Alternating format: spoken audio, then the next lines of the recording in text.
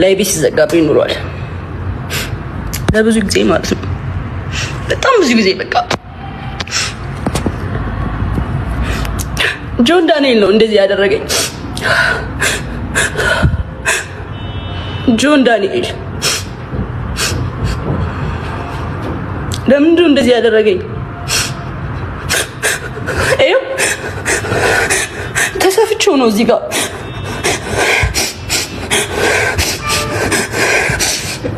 ተሰፍቼው ነው ራሱን ያሰፋኝ። ኦኬ ራሱን ሆስፒታል ወስዶ እንደዚህ ያደረገኝ አሰፋኝ። ኦኬ ጋይስ ምንም ብዬው አላውቅም።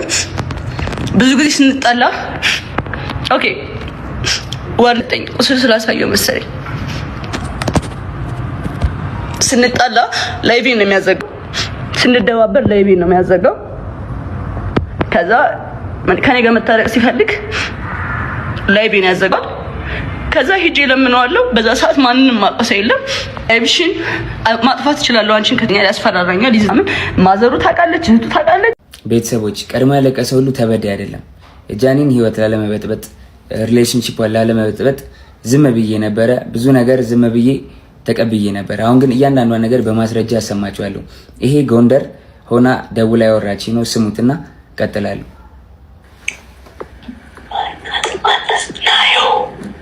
ናየው አለች እያለች ነው። ራቁቷን ስለሆነች ቪዲዮን አላሳይም። ቤተሰቦች እውነቱ እንዲወጣ ስለማይፈልጉ ሪፖርት ስለሚያደርጉት ሁላችሁም ኮፕሊንግ አድርጉት። ጎንደር እንግዲህ ከፍቅረኛዋ ጋር ሆና ያወራች ነው። ይሄ እሱ ሳሎን ሆኖ እሷ ሽንት ቤት ተደብቃ ይመጣል። እሱ መጨረሻ በደዌ ራቁቴን ሰው እንዳይመጣብኝ ስለለም አልኳት።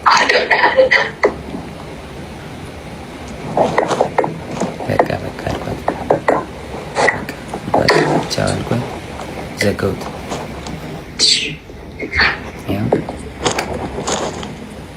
ተዘጋ ስልኩ ጋይስ። እና እውነታው ይሄ ነው። ከዚህም በኋላ እንግዲህ እዛ ይበጠበጣል። ጎንደር ላይ ቲንክ እየሰማት ነበር። እሱ ተበጠበጠ፣ ተደወለልኝ እኔ ጋር።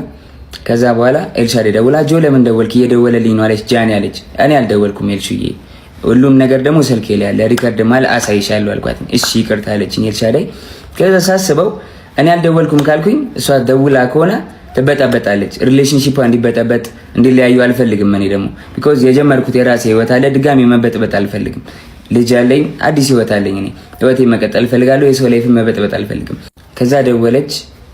እሱም እየሰማህ ነው ምንድን ነው አለችኝ። መበጥበጥ ስላልፈለኩ ውክልና ሰጥቻታለሁ። የባንኪን መኪና የገዛች ጊዜ 1 ሚሊዮን ብር ሰጥቻት ነበር። እስር ቤት በነበርኩበት ሰዓት ትራንስፈር ማድረግ ስለማልችል 1 ሚሊዮን ብር ከባንኬ ላይ ውክልና ሰጥቻት እንትን ብላ ነበርና ውክልናው አልተነሳም። ጃኒ አይ በቃ ውክልናው እንድታነሽልኝ ነው ብዬ ዘጋሁት ስልኩን ማለት ነው። እስከዛሬ ድረስ አንተን የደወልከው ምናምን ለምን ትንትላለህ ምናምን ስባል ዝም ያልኩትኝ የሷ ሪሌሽንሺፕ ላለመበጥበጥ ነበር፣ ይሄን ነገር ላለማውጣት ነበረ። ግን በዚህ ልክ በዚህ ርቀት ልክ እኔን ለመጣል ትሄዳለች ብዬ አስቤ አላቅም። ሜቢ ፎሎወሯ ያኛው ስለተዘጋ ይሄኛውን ፎሎ ለማስደረግ ሊሆን ይችላል። ግን በዚህ ልክ እኔን አታክ ለማድረግ መሄድ የለብሽም ጃኒ። ጋይስ የጃኒ አካውንቷ ባንድ ሆኗል። በጣም ነው የሚደብረው። አሁን የተነሳሁት ካልጋ በጣም ደብሮኛል። ምን እንደተፈጠረ አላቅም። አይ ቲንክ ላይቭ ላይ ያለች ነው ባን የተደረገውና ከዚህ በታች አካውንቷ ታግ አድርጌዋለሁ። ሁለተኛ ባክአፕ አካውንቷ ማለት ነው 700,000 ምናምን ፎሎወር ነው ያለው።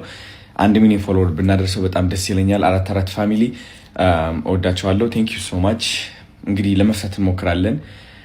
ደውዬ ነበረ እንግዲህ ወደ ስለ ቲክቶክ የሚያውቁ ሰዎች ደውዬ ነበረ፣ ለመመለስ እንሞክራለን ብለውኛል። እሷም ያው በእርግጠኝነት ከነሱ ጋር እያወራች ነው ያለችው እና እስኪ እናያለን። ግን ለማንኛውም ባክአፕ አካውንቷ ፎሎ ማድረግ እንዳትረሱ። እወዳቸዋለሁ። ይደበድበኝ ነበር።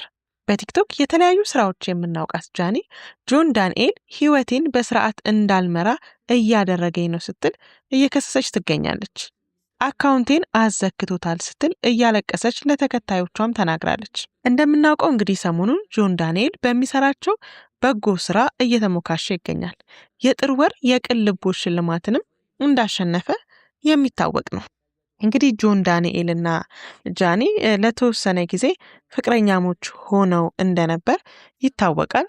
በቲክቶካቸውም እንግዲህ የተለያዩ አነጋጋሪ የሆኑ ቪዲዮዎችን እየሰሩ ረዘም ላለ ጊዜ ቆይተው የነበረ ቢሆንም በኋላ ላይ ግን መለያየታቸውን ሰምተናል።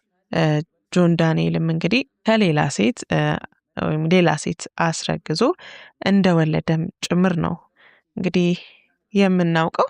ጆን ዳንኤል ከቲክቶክ እውቅናው በተጨማሪ እንግዲህ እውቅናውን ከፍ ያደረገለትና በህዝቡ ዘንድ እንዳይረሳ ያደረገው አጋጣሚ የአውሮፕላኑ አጋጣሚ ነው።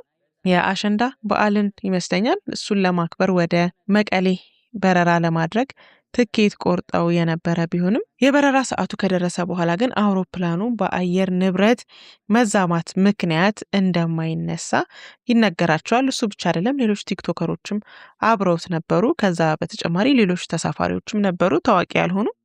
እንግዲህ በዛን ሰዓት ከአውሮፕላኑ ላይ አንወርድም፣ አንደኛው እሱ ነበር አንወርድም የሚለውን ጀማ ሲመራ የነበረው።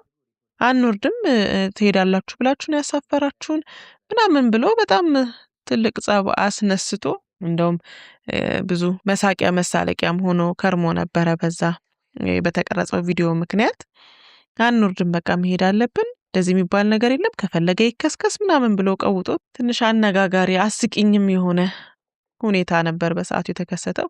ይሄ ልጅ የአዲሱ ገበያ ልጅ ነው ያላችሁን ወይስ ከሆነ ቦታ አምጥተው አዲስ አበባ ይሄ ነው ብለው አዲሱ ገበያ ነው አስቀምጠውት የሄዱት ሁላ እየተባለ ብዙ ሜም ተሰርቶበት ነበረ በየቲክቶኩ እንዲሁም በተለያዩ የዩቲዩብ ቻናሎች ላይ። በጣም በቃ እንደዚህ ፋራ ነው እንዴ? ምን አይነት ሰገጤ ቢሆን ነው እንደዚህ አይነት ቃላትን የሚናገረው? የአየር ንብረት የአውሮፕላን በረራ ሊያስተጓጉል እንደሚችል ማንም ያውቃል። እንዴት እንደዚህ ይላል ተብሎ በጣም አነጋጋሪ ሆኖ ነበረ። ያው ከሌላው እውቅናው ከጃኒ ጋር ከነበረው ግንኙነት በላይ እንደውም ይሄ ነበር እሱን ታዋቂ አድርጎት የነበረው። በእርግጠኝነት ቲክቶክ ላይም ከሰራቸው ስራዎች በላይ እውቅናን ያተረፈለት ይሄ ስራው ነበረ፣ ጥሩ ነገር ባይሆንም ማለት ነው።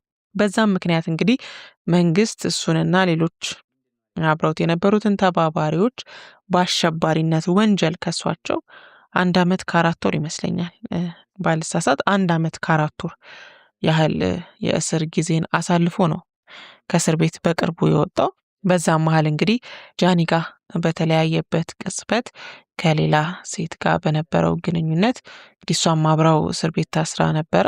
እንዳረገዘች ታውቆ የተወሰነ ሰዓት መሀል ላይ ከእስር ቤት ወጥታ የነበረ ቢሆንም ተመልሳ ግን እንድትገባ ተደርጓል። ልጇንም እስር ቤት ውስጥ ነበር በሰላም የተገላገለችው። ከዛ እሱም እንግዲህ የእስር ጊዜውን ጨርሶ ከወጣ በኋላ በተለያዩ ስራዎች ላይ በቲክቶኩ በተለያዩ የበጎ አድራጎት ስራዎችን እየሰራ ይገኛል። እንደ አዲስ ራሱን ስሙን እያደሰ እየሰራ ይገኛል። ያው የነበረበትን ያሳለፈውን ነገር ለማስረሳት እየሞከረ ያለውም ጥረት አሪፍ ነው። እንደውም የጥር ወር የበጎ ሰው የሚል ሽልማትንም አሸናፊ ሆኗል። ጃኒም እንግዲህ ከሱ ጋር ከተለያየች በኋላ ከተወሰነ ጊዜ በኋላ ከአዶናይ ጋር አብረው እንደሆኑ በሚዲያ ይፋ አድርገው ነበረ። የተለያዩ የሚያሳልፏቸውን የፍቅር ጊዜያቶች ሁሉ በየቲክቶካቸው በየሶሻል ሚዲያቸው እየፖሰቱ በቃ ወይ ፍቅር ለካ እግዚአብሔር ይክሳል እሱ ተጫውቶብሽ ነበር የሚሉ የተለያዩ አስተያየቶች ከተለያዩ የእሷ ወዳጆች እየተሰጣትም ነበረ። አዶናይን በነገራችን ላይ መጀመሪያ በመጣበት ትሬንድ ብዙ ሰው አልተቀበለውም ነበረ። ትንሽ ተቃውሞዎች ወርደውበት ነበረ። ብዙ ቲክቶከሮች አግልለውት ነበረ። እሷ ግን ያው ደፋር ናት። እሷ አቅርባው ከእሷ ጋር ብዙ ስራዎችን ሰርቶ ስሙን ቀይሯል፣ አድሷል። ዛሬ ላለበት አሁን ላለበት አቋም መልካም አቋም እንግዲህ የእሷ ጥረት የሚናቅ አይደለም። አብራው ታይ ነበረ። ፍቅረኛሞች እንደሆነ አውጀው ነበረ። የተለያዩ ቪዲዮዎችን አብረው ይሰሩ ነበርና የነበረውን ስም አድሶ ዛሬ ላለበት ታዋቂነት በቅቷል ማለት ነው። በቅርቡ ግን ጃኒና አዶናይ ተለያዩ የሚሉ የተለያዩ ወሬዎች እየተናፈሱ ይገኛሉ። እኔ እንደውም ከአንድ ታማኝ መረጃ እንደሰማሁት ከሆነ ጉዳዩ እርግጥ እንደሆነ ተናግሮኛል። እውነትም ተለያይተዋል። እናም ያ ሁሉ ፌሽታ ያ ሁሉ ከወደዱማ እንደዚህ ነው፣ ካፈቀሩማ እንደዚህ ነው፣ አይ ፍቅረኛ ድሮም እኮ አውሮፓ ደርሶ የመጣ ሰው ፍቅርን ያውቅበታል ሁሉ የተባለበት የተዘመረበት ፍቅር እንደዚህ መና ሆኖ መቅረቱ በእውነቱ ያሳዝናል። ብዙዎችም ይህንን ነው እያሉ የነበሩት። በቃ ፈጣሪ ክሷታል፣ እንኳንም ከጆን ዳንኤል ተለያየች። ድሮም ውጪ ደርሶ የመጣ ሰው ፍቅርን ያውቅበታል፣ ስልጣኔ ያለው እዛ ነው እየተባለ አስተያየት እንዳልተሰጠ እንዴት እንደዚህ ይሆናል ያሉ ብዙ አስተያየት ሰጪዎችም ነበሩ። እንግዲህ አዶናይ ከእሷ ጋር የሰራውን ቪዲዮ በሙሉ ቲክቶክ ገጹ ላይ አጥፍቷል። አሁን ብትገቡ የምታገኙት እሱ የሰራበትን ብቻ ነው። ከእሷ ጋር አብሮ የሰራበትን ቪዲዮ በሙሉ አጥፍቷል። እሷም ደግሞ እንግዲህ ኦፊሻል እንደዚህ ተለያይተናል ብላ አደባባይ ላይ ወጥታ ባትናገርም፣ ነገር ግን ቲክቶክ ላይቭ ገብታ የምታወራቸው ወሬዎች እንዲሁም ደግሞ ቪዲዮ ቀርጻ ፖስት የምታደርጋቸው ንግግሮች እሱን ቀጥታ ያው አዶናይ ብላ ባትናገርም፣ ነገር ግን ባሽሙር እሱን የሚነኩ ንግግሮች እንደሆኑ ያስታውቃሉ። ይህንን እንግዲህ የሚያሳዝን ዜና ሰምተን ከመቆየታችን ደግሞ አሁን ላይ ጆን ዳንኤል በጣም ሰላሟን እየነሳት እንደሆነ፣ ሊያሰራት እንዳልቻለ፣ አካውንቷን እንደሚያዘጋባት እያለቀሰች ተናግራለች። ከዚህ በፊትም እንደዚህ ሲያደርግ እንደነበረ አብረው በነበሩ ሰዓት ይህንን ሲያደርግ እንደነበር፣ ከዛም ቤተሰቦቹ እንደሚያውቁ፣ እናቱ እንደምታውቅ፣ ከዛ በኋላ እሷ ለመታረቅ እንደምትሄድና ከታረቁ በኋላ አካውንቷን እንደሚያስከፍትላት፣ ይህንን በፊትም በተደጋጋሚ ሲያደርገው የነበረ ነገር እንደሆነ ገልጻለች። እና አሁንም ይህንን እያደረገባት እንደሆነና ስራ ሊያሰራት አለመቻሉን ነው እንግዲህ በእንባ የገለጸችው። እውነቱን ለመናገር አብዛኛው ሰው ከሱ የሚጠበቅ ነገር ነው የሚል አስተያየት ነው እየሰጠ ያለው። እንደ እውነቱ ከሆነ እንዲህ አይደረግም። በቃ ከተለያየ ተለያየ ነው። የሰው ልጅ ባይለያይ መልካም ነው። በመሰረቱ የፍቅር ግንኙነትን የግል ህይወት እንደመሆኑ አደባባይ ላይ አውጥቶ ማስጣቱ አስፈላጊ አይደለም። ከማንም ጋር ምንም አይነት ግንኙነት ቢኖረው የሰው ልጅ በቃ የግል ህይወት ነው። የግል ህይወት የተባለበት ምክንያት አለው። የግል ስለሆነ ነው።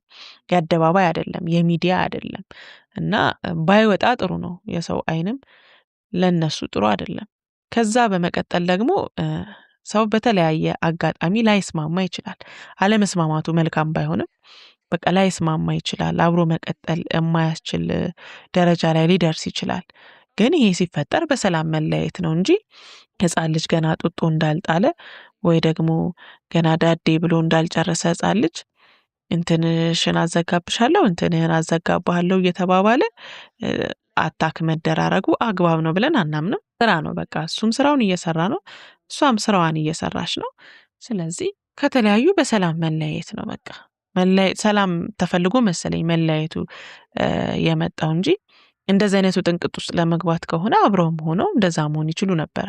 ሰላም ፈልገው እስከተለያዩ ድረስ እንደዚህ አይነት ነገሮች ውስጥ ባይገባ መልካም ነው ባይነን።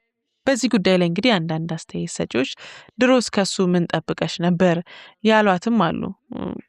በቃ እሱ ከዚህ የተሻለ ነገር ሊያደርግ አይችልም፣ ልጁ ገና አላደገም፣ አስተሳሰቡ ላይ ገና መሰራት አለበት። ረሳሹ እንዴ እሱ ማለት እኮ ከፕሌን ላይ አልወርድም ብሎ ጸብ ያስነሳ ሰው ነው እያሉ እንግዲህ የተለያዩ አስተያየት ሰጪዎች ሀሳባቸውን እየሰነዘሩ ይገኛል። ሌሎች አስተያየት ሰጪዎች ደግሞ በተቃራኒው ይሄ ውሸት ነው፣ እንደዚህ አያደርግም፣ ገና ለገና ልጁ ስሙን አደሰ ብለሽ ወይም ደግሞ በሰው ዘንድ ተቀባይነትን አገኘ ብለሽ ስሙን ለማጥፋት አስበሽ ያደረግሽው ነገር ነው እንጂ እውነት እሱ እንደዚህ አድርጎ አይደለም ያሉ ሀሳብ አስተያየት ሰጪዎች አሉ። እንግዲህ እውነታው ማን ጋር ነው ያለው? ፈጣሪ ወቀው። በዚህ ጉዳይ ላይ እንግዲህ እኛ እንደ ኢትዮ ፕለስ ይህ ነገር መደረጉ አግባብ እንዳልሆነ ለመናገር እንወዳለን። ቅድም ለመግለጽ እንደሞከር ነው ሰው በተለያየ አጋጣሚ ይገናኛል፣ በተለያየ አጋጣሚም ደግሞ ሊለያይ ይችላል። ነገር ግን መለያየትን በሰላማዊ መንገድ መፍታት እየተቻለ እንደዚህ አይነት አግባብ ያልሆኑ እርምጃዎች መወሰዳቸው ሰው ስራውን እንዳይሰራ፣ ሰው ገንዘብ ማግኘት እንዳይችል፣ ውድቀትን መመኘት አስፈላጊ ነው ብለን አናምንም። ቪዲዮን እንዳያችሁት እንግዲህ ጆን ዳንኤል ደግሞ በተራው ራቁቷን ስለሆነች ቪዲዮን አላሳይም፣ ነገር ግን ያወራችሁን መልእክት ለእናንተ አጋራለሁ ብሎ ይህንን መልእክት አሰምቶናል። የያዙት ዕቃቃ ጨዋታ ይሁን ምን ይሁን እንግዲህ መድኃኒዓለም የሚወቀው፣ ግን ይህ ነገር ልክ ነው ብለን አናምንም። በሁለቱ ዘንድ ያለውን ችግር በሰላም መፍታት እየተቻለ እንደዚህ አይነት እርባና ቢስ የሆነ ነገር መደረጉ ልክ አይደለም ብለን እናምናለን። ለዛሬ የያዝነው መረጃ እንግዲህ ይህንን ይመስል ነበር። መልካም ጊዜ።